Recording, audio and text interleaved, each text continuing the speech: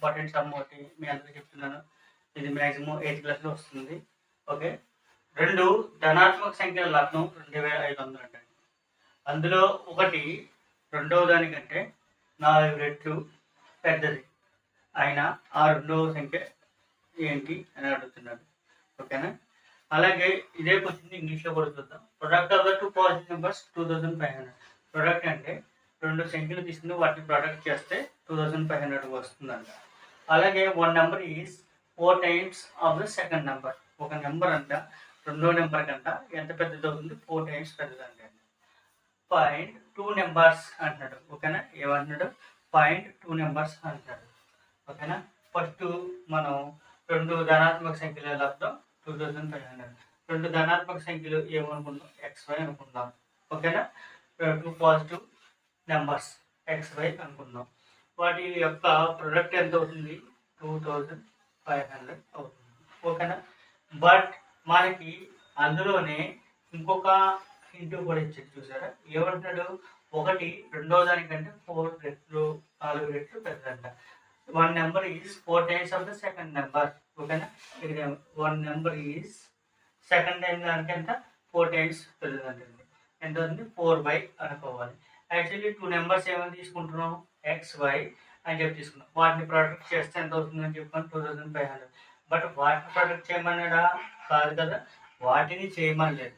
One number is 4 times of the second number. Second number కన్నా ఎక్కువైన దాన్ని చేయమన్నాడు. ఓకేనా.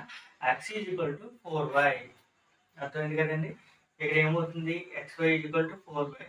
లేదంటే 4y is equal to X ఎలాగైనా అవుతుంది. ఇక్కడ మనం ఏం చేస్తున్నాం? X ప్లేస్లో ఏం చేసుకోవచ్చు? 4y అన్నది వేసుకోవచ్చు. 4y into y is equal to 2500. ఓకేనా.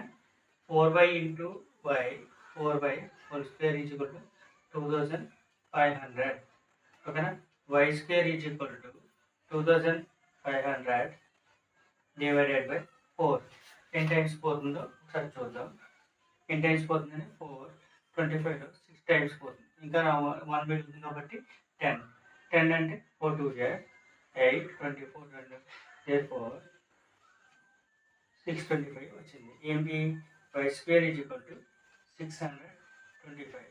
therefore y is equal to square చేస్తే అక్కడికి ఎంత ఏమవుతుంది? √625. therefore y is equal to ఎంతండి? 25. ఓకేనా. y ఎంత వచ్చింది మనకి? 25 వచ్చింది. ఓకేనా. ఇదే సమయంలో చూసుకున్నాం. y ఎంత వచ్చింది మనకి? x is equal to 4y కదా. y ఎంత వచ్చింది?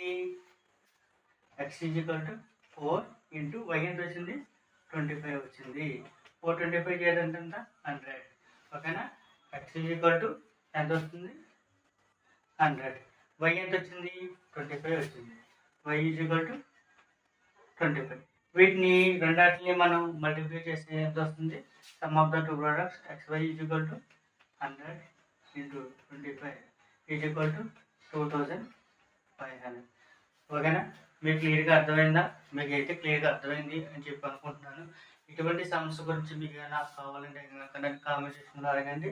నేను చాలా క్లియర్గా సింపుల్గా అయితే మీకు ఎక్స్ప్లెనేషన్ అయితే ఇస్తాను. నా ఈ వీడియో నచ్చినట్లయితే లైక్ చేయండి, షేర్ చేయండి, సబ్స్క్రైబ్ చేయడం మాత్రం మర్చిపోకండి.